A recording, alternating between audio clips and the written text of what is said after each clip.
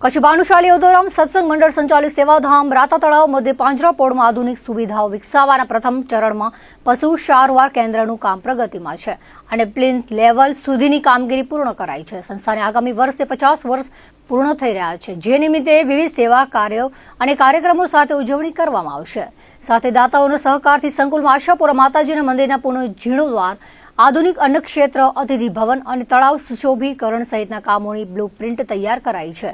કચ્છ ભાનુશાલી ઉદોરામ સત્સંગ મંડળ સંચાલિત સેવાધામ રાતા તળાવ ખાતે આધુનિક સુવિધાઓ વિકસાવવાના પ્રોજેક્ટો હાલ પ્રગતિમાં છે. સંત શ્રી વાલરામજી મહારાજ પાંજરાપોળ ખાતે અદ્યતન પશુ સારવાર કેન્દ્રના નિર્માણના પ્રથમ ચરણમાં પ્લિન્થ લેવલ સુધી કામ પૂર્ણ કરાયું છે. મંદિર સંકુલમાં આશાપુરા માતાજીની મૂર્તિ સ્થાપન માટે વિશેષ સ્થાનનું પણ પ્લિન્થ લેવલ સુધીનું કાર્ય પૂર્ણ થયું છે. પાંજરાપોળના તમામ ગૌવંશ માટે હાઈટેક પદ્ધતિથી સંચાલન થાય તેવા શેડ બનાવવા માટે દાતાઓની નેમ મુજબ કરોડોના ખર્ચે તૈયાર થનાર પાંજરાપોળના શેડ, પશુ હોસ્પિટલ, મુખ્ય મંદિર સંકુલ, અતિથિ ભવન, તળાવ સુશોભનના કાર્યોથી સેવાધામ હવે અબડાસાનું પ્રવાસન ધામ પણ બનશે. વાલરામજી મહારાજ પાંજરાપોળ એવં સેવાધામ રાતા તળાવ ખાતે કાર્યરત સંસ્થા કચ્છી ભાનુશાલી ઉદોરામ સત્સંગ મંડળની સ્થાપનાને આગામી 25મી જાન્યુઆરી 2026ના રોજ 50 વર્ષ પૂર્ણ થવાના છે, જેથી સુવર્ણ જયંતિ મહોત્સવ મુંબઈ ખાતે ઉજવાશે. સાથે વર્ષ દરમિયાન મુખ્ય મંદિર, અતિથિ ભવન વગેરેના નિર્માણ કાર્યો આરંભાશે. સાથે મહોત્સવના દાતાઓને સંસ્થા સાથે જોડાયેલ સંસ્થા પ્રેમીઓનું બહુમાન કરવામાં આવશે. હાલ સેવાધામ રાતા તળાવ ખાતેની પાંજરાપોળમાં 5800 જેટલા નિરાધાર ગૌવંશની સેવા થઈ રહી છે. નાત જાતના ભેદભાવ વિના ગૌ સેવા, ધર્મ સેવા અને માનવ સેવાના કાર્યોથી પ્રેરાઈને દાતાઓના દાનની અવિરત સરવાણી વહી રહી છે, જેમાં માતૃશ્રી ધનલક્ષ્મીબેન કરચનદાસ મંગે વમોટી હાલે જામનગરવાળા નિલેશ મંગે દ્વારા પાંજરાપોળને હાઈટેક બનાવવા માટેના સંપૂર્ણ ખર્ચ માટેની નેમ વ્યક્ત કરવામાં આવી છે. સેવાધામ રાતા તળાવ એક એવું સ્થાન છે જ્યાં સેવા માટે 18 વર્ણ જોડાયેલા છે. તેથી જ અહીં નાત જાતના ભેદભાવ વિના સેવા કાર્યો થઈ રહ્યા છે. વિશેષમાં હાલ જે ગૌ સેવાનું કાર્ય થઈ રહ્યું છે તેમાં વિવિધ સમાજો દ્વારા ઘાસચારો, ખાણદાણ તથા ગૌવંશને છાયણા માટે તથા ઘાસચારા માટે સ્ટોરેજ વગેરેના કાર્યોમાં નિરંતર સહયોગ મળી રહ્યો છે. સંસ્થાના સ્થાપક મનજી બાપુ દ્વારા સહકાર આપનાર સૌ પ્રત્યે આભારની લાગણી વ્યક્ત કરાઈ હતી. કારણ કે બ્રાહ્મણ એક ભૂદેવ કહેવાય, પૃથ્વીના દેવતા કહેવાય, એટલે બ્રાહ્મણોના પણ આશીર્વાદ તો રહે, પણ બ્રાહ્મણોને પણ આશીર્વાદ મેળવવા માટે આ ગાયોની સેવા કરવી પડે. તે ગાયોની સેવા, અમે પણ ગાયોની સેવા કરી અને ગુરુ મહારાજના આશીર્વાદ લઈ અને ભક્તજનોને આશીર્વાદ આપતા હોઈએ, નહીં તો બ્રાહ્મણો પાસે જ કાંઈ ન હોય. સંસ્થા કોઈ પણ કાર્ય ઉજવવા જાય છે. સુવર્ણ મહોત્સવ 50 વર્ષનું જે ઉજવશે સંસ્થા, એ 49 વર્ષમાં જ જોવા મળ્યું કે 50મા વર્ષ જેવી ઉજવણી કરી છે સંસ્થાએ. પણ આ કાર્ય જે થવાનું છે તે મુંબઈ મધ્ય થવાનું છે અને મુંબઈમાં મોટામાં મોટી વિશાળ જગ્યામાં આખા રાતના ભજનનું કાર્યક્રમ હોય છે.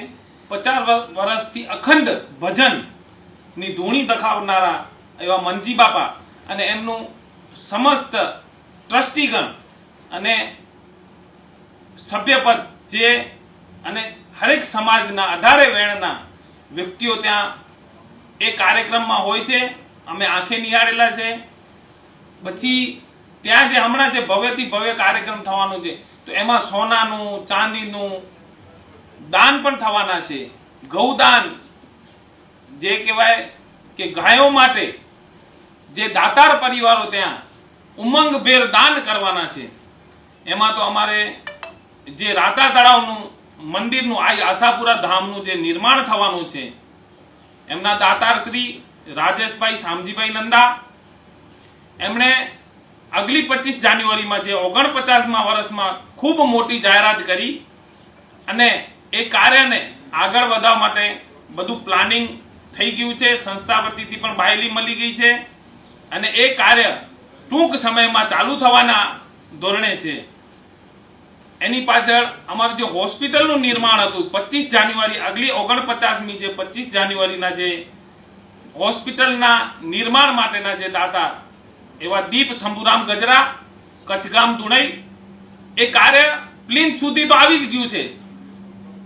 હવે એને ફાસ્ટમાં ફાસ્ટ જેમ બને તેમ ગાયોની સેવા થાય, મેડિકલ પશુ સારવાર કેન્દ્ર જે બનાવવાના છીએ અબડાસામાં, એવું જે કાર્ય થવાનું છે એમાં બધા જે ઓપરેશનો હશે, ગાય લગતા, વાછરડા લગતા, જે પશુધન સંખ્યા વિશે જે પણ ઓપરેશનો થશે તે બધા અહીંયા થાય અને મોટામાં મોટી ટીમ ઓફ ડોક્ટરોની પણ હશે, એમ્બ્યુલન્સો પણ હશે.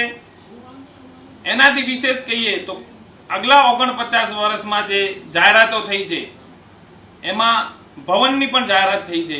જે આધુનિક ઢબે એક ઓધોપ્રેમી ભક્ત વલસાડના, એવા નામ કહેવાનું નથી પણ વલસાડના ઓધોપ્રેમી ભક્ત જે છે એ આપણા માનવ માટે જે અહીંયા મહેમાનો આવે છે એના અતિથિ વિશેષ તરીકે જે ભવન બનવાનું છે એનું ભવ્યથી ભવ્ય ભવનનું પણ ત્યાં જે વચન આપેલ છે.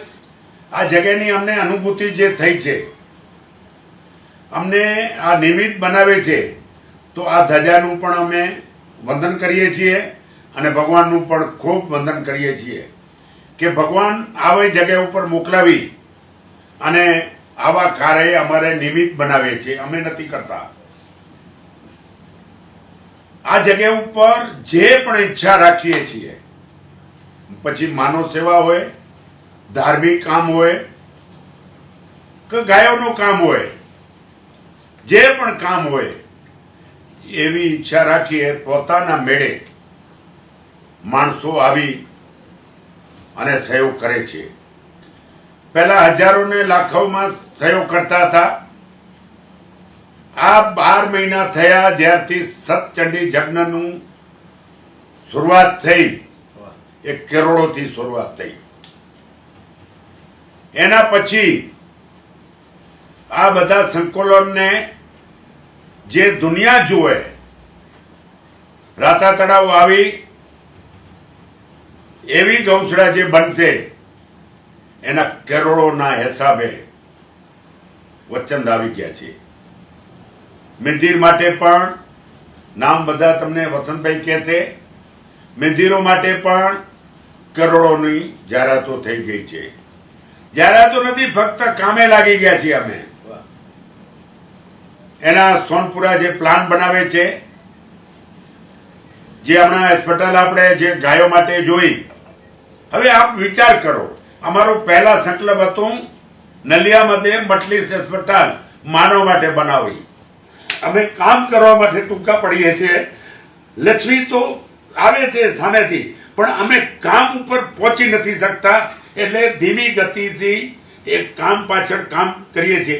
આજે જ આપણે હું કહું કે કચ્છના અંદર જે ઘોડા બનશે, બ્રાહ્મણ બેઠા છે અહીં કે ભયા બેઠા છે, જે કચ્છના અંદર જે ઘોડાને એ પ્રાણી, આ પ્રાણીઓથી, માનવથી, ગાયોથી એક અલગ પ્રાણ છે આ પ્રાણી. એના માટે પણ મકાન અને બંગલા જેને આપણે કહીએ ને એનું પણ માપ લેવાનું ચાલુ થઈ ગયું છે. અને સવારના જ મને એક જણાનું ફોન આવ્યું કે હવે તમારી પાસે શું છે વિકાસનું કામ? હું કીધું ભાઈ ઘોડાનું હવે વિચારી રહીએ છીએ, બજેટ કયો. આવી પરિસ્થિતિ આ જગ્યાની છે. હવે તમારો બધાનું જે સહયોગ છે, અહીંયાની જનતાનું સહયોગ છે, દરેક માણસનું સહયોગ છે.